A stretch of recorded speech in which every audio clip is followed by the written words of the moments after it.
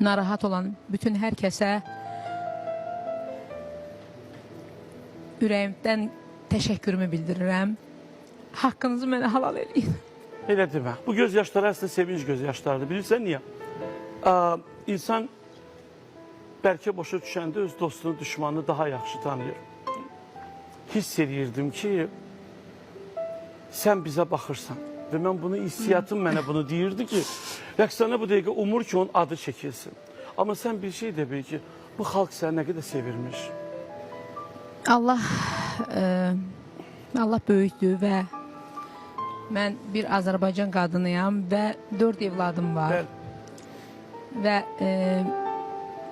çox çətin bir dövr yaşayıram. Yəni mən düşünürəm ki, hər şey geridə qoyaraq mən evlatlarımın yanında olmalıyam. Bugün burada özümü ilk səhnəyə çıxdığım kimi hiss eləyirəm. Çox narahatsan böyük həyəcanım biraz. var. Yəni heç kəs məni pis başa düşməsin. Bu həyatda hər birimiz hər bir şey yaşaya bilərik. Bəli. Bu qədər.